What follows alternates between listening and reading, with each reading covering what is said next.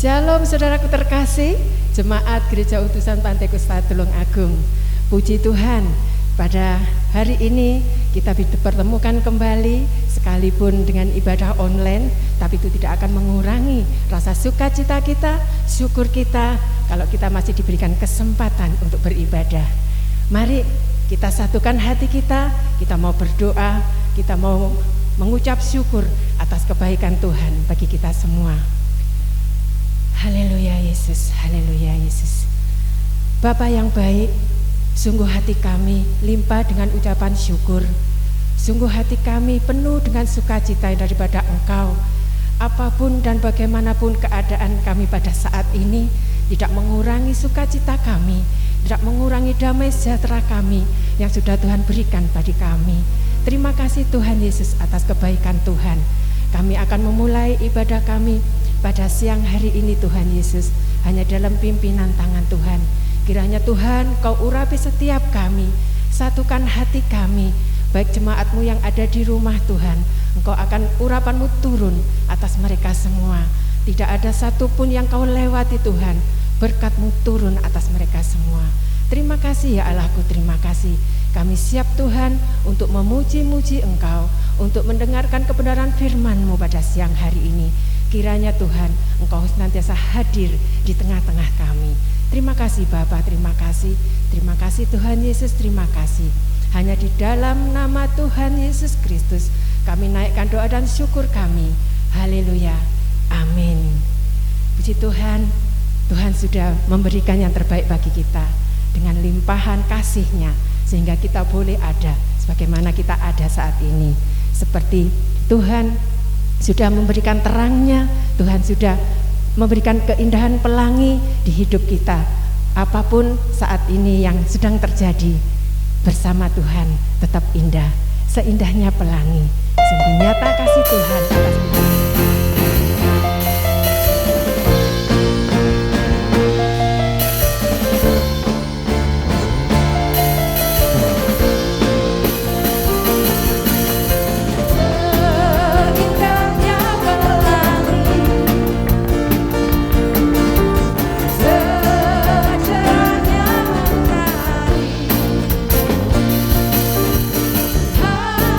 Hanya Kau yang terindah.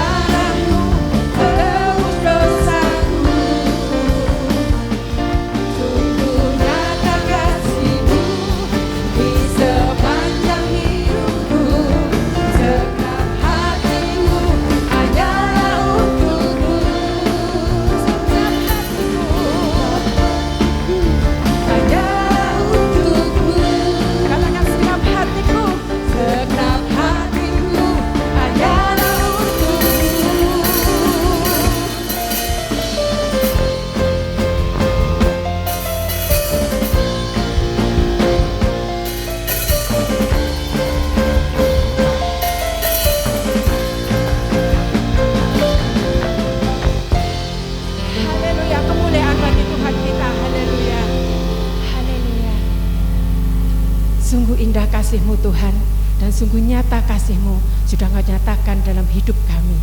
Terima kasih Tuhan Yesus, terima kasih. Sungguh Tuhan, biarlah kami menghargai karya terbesar yang sudah Tuhan berikan bagi kami. Melalui pengorbanan Tuhan, darah dan darah-Mu tercurah Tuhan, untuk menebus dosa-dosa kami, untuk membebaskan setiap kami dari segala belenggu dosa. Terima kasih ya Allahku, terima kasih. Karya terbesar Tuhan. Haleluya.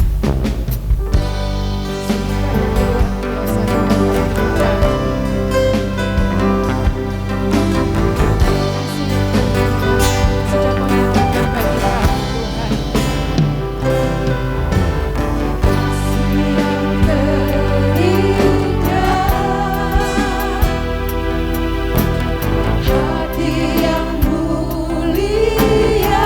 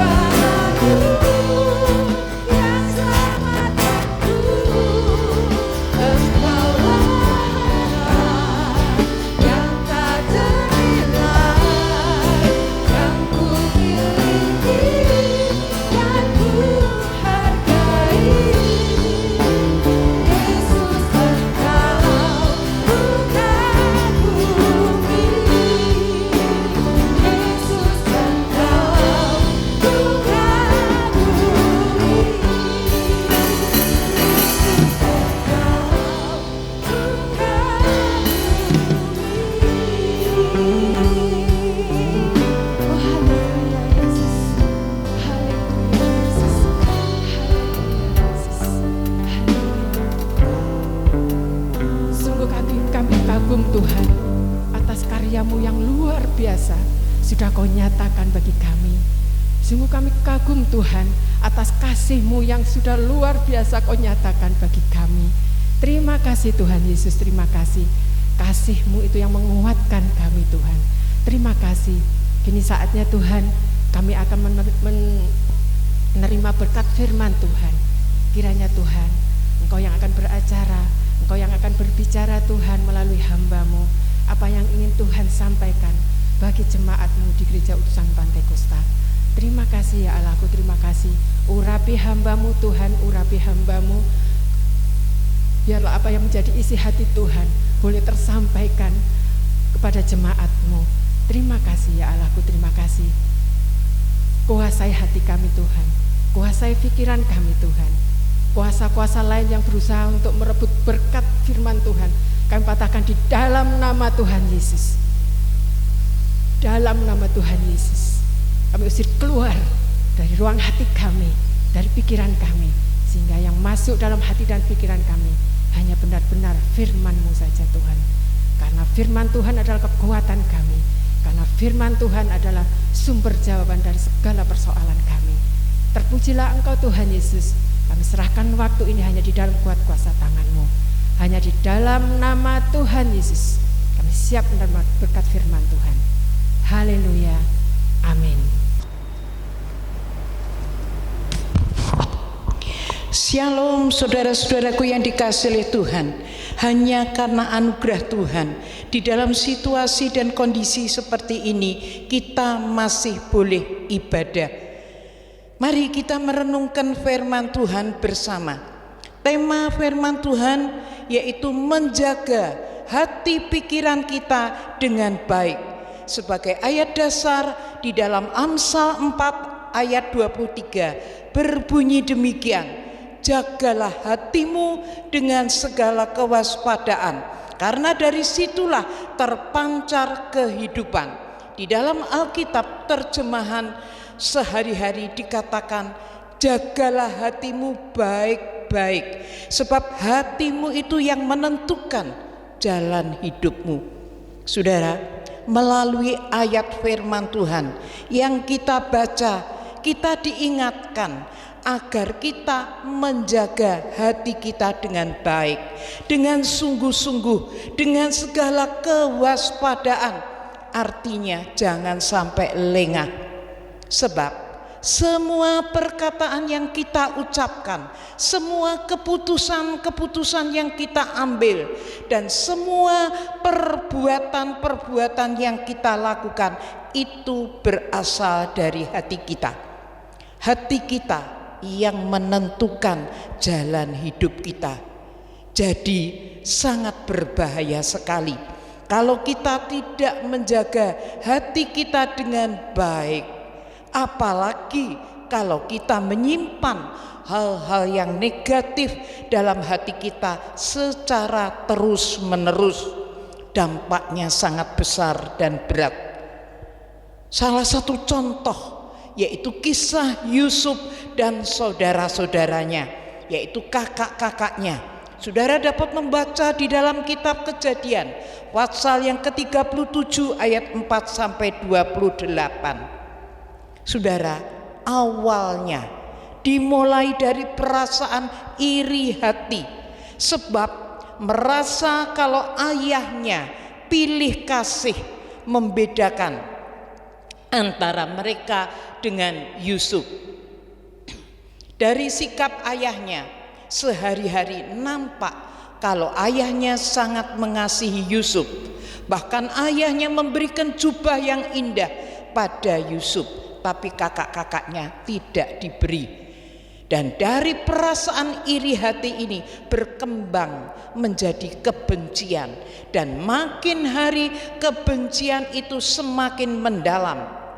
Dari peristiwa ini ada pelajaran rohani yang bisa kita ambil sebagai orang tua. Apapun alasannya, jangan kita membeda-bedakan antara anak yang satu dengan anak yang lain. Saudara, perasaan benci yang dibiarkan terus berkembang di dalam hati dampaknya sangat besar dan berat.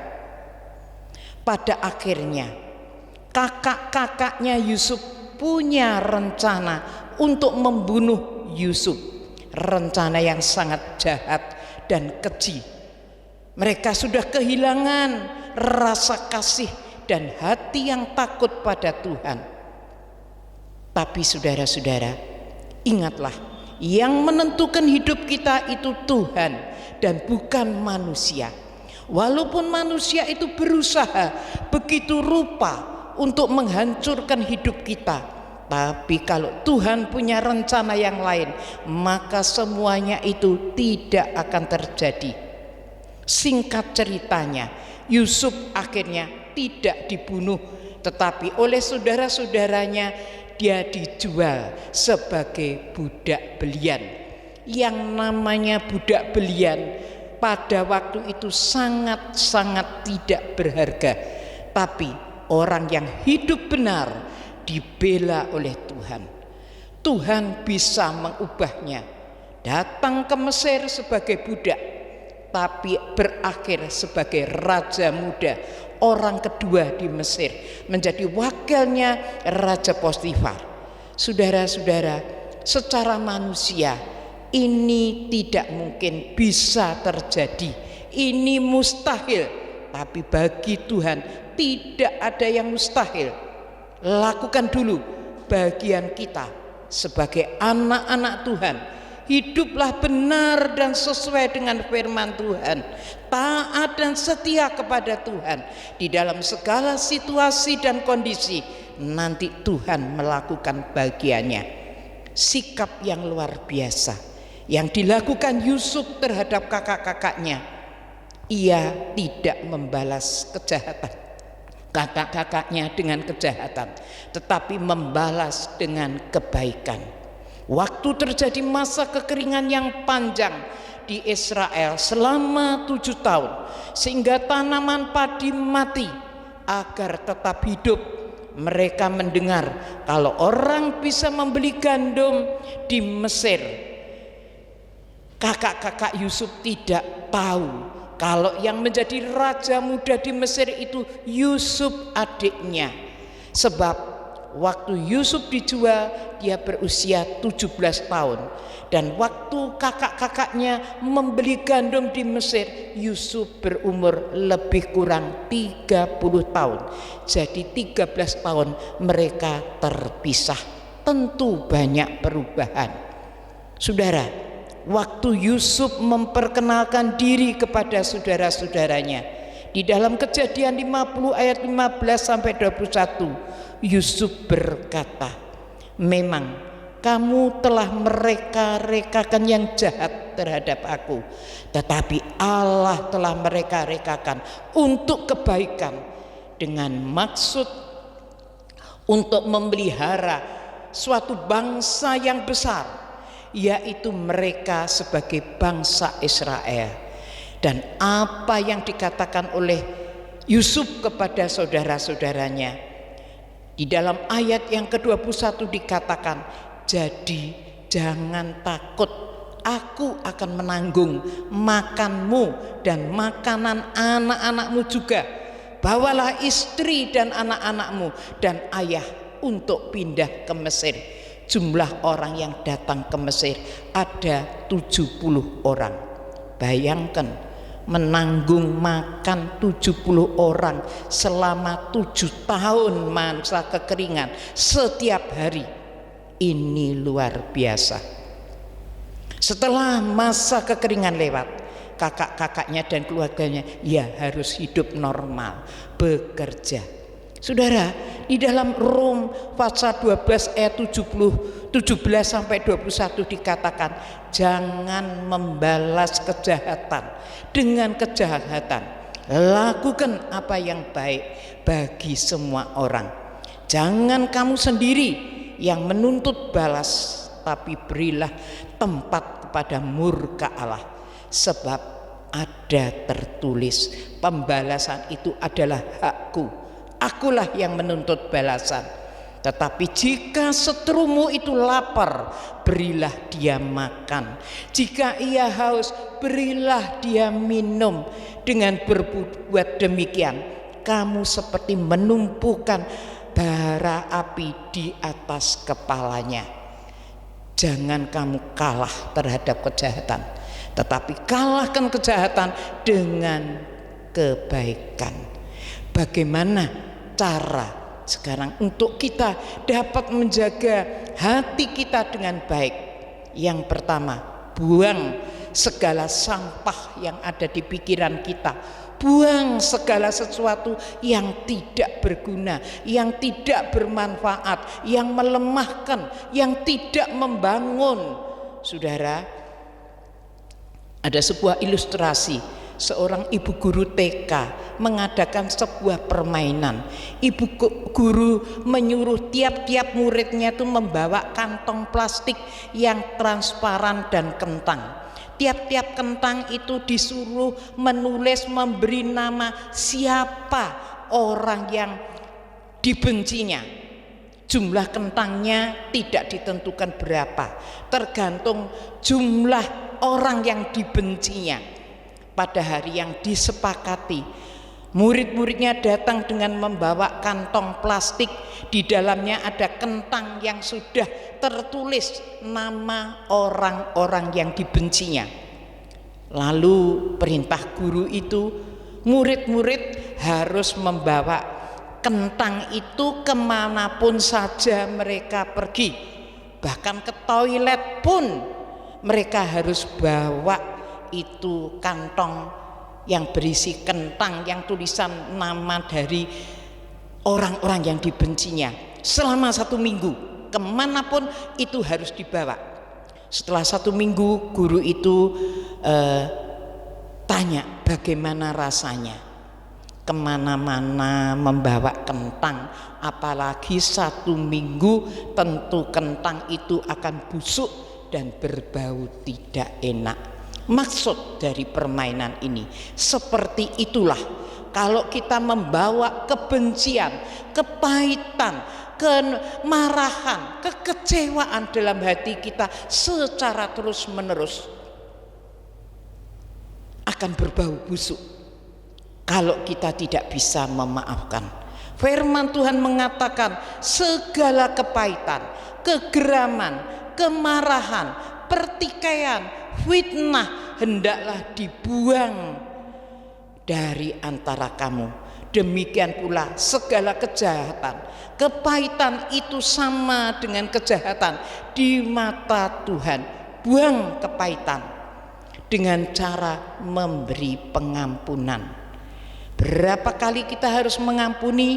Di dalam Matius 5 ayat 44 dikatakan 70 kali 7, artinya senantiasa. Yang kedua, kalahkan kejahatan dengan kasih, seperti yang dilakukan oleh Yusuf.